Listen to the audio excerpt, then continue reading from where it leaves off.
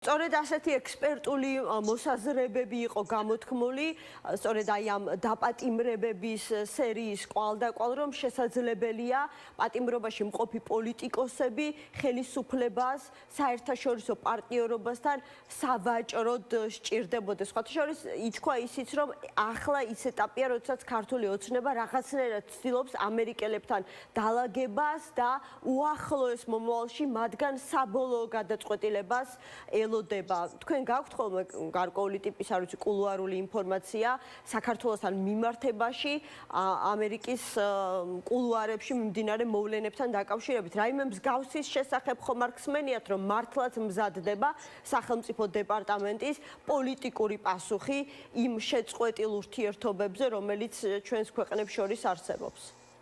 ნუ გავუსწრებთ მოვლენებს, არავითარი ამის წინაპირობა არ ჩანს, უფრო მეტიც ვითარება კიდევ უფრო დამძიმდა გასულ კვირას იცის ქართულმა საზოგადოებამ იმ ძალიან მძიმე გადაწყვეტილების შესახებ, როდესაც საქართველოს მსოფლიოს ალბათ ყველაზე უფრო მეტად მძიმე მდგომარეობაში მყოფ სახელმწიფოებთან ერთად, სხვადასხვა განსაკუთრებით და უფრო მეტად მეტიწილად აფრიკულ ქვეყნებთან ერთად, სადაც სიღარიბის ხარისხიც უფრო მაღალია, სადაც კრიმინალი უფრო მაღალია, სადაც ძალიან მძიმე სოციალური ფონი და სოციალური მდგომარეობა არის, საქართველოს სამწუხაროდ ამ ქვეყნების ჩამონაცვალში აღმოჩნდა და საქართველოს მოქალაქეების მიერ ამერიკის ვიზის მიღება პრაქტიკულად შეუძლებელ პირობებში გადავიდა.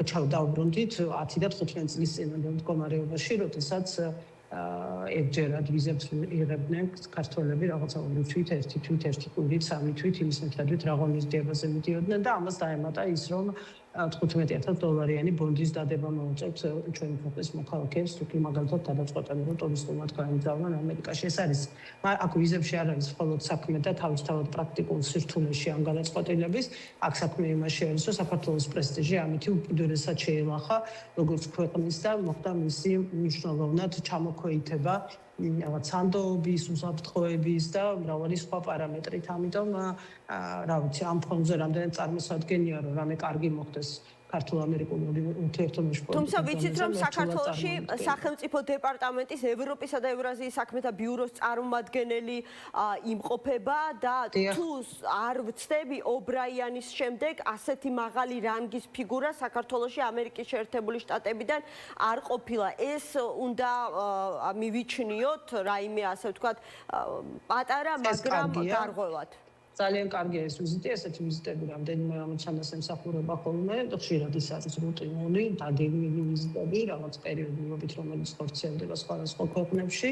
მოდით იმედი დავიტოვოთ, რომ ამ რუტინის მიღმა კიდევ რამე იქნება, იმიტომ რომ მე იმ ხალხს ვეკუთვნი, რომელიც მოწადინებულია და გულწრფელად გაუხარდება, თუ კი რაიმე ტიპის სტაბილიზაცია მოხდა ქართულ-ამერიკულ ურთიერთობებში, ამ ურთიერთობის გარეშე ჩვენ უბრალოდ ვერ გადავრჩებით, მაგრამ რა ვიცი, ჯერჯერობით მხოლოდ და მხოლოდ ცუდი ამბები არის და თუ რამე პოზიტიური, ოდნავ პოზიტიური მაინც გამოჩნდა, ეს მხოლოდ მისასალმებელი იქნება. სამწუხაროდ უნდა დავასრულოთ. მადლობა, კი ბატონო, ვიცით რომ ჩქარობთ. მადლობა, თინე ხიდაშელი ორგანიზაცია სამოქალაქო იდეის დამფუძნებელი იყო ჩვენი გადაცემის სტუმარი.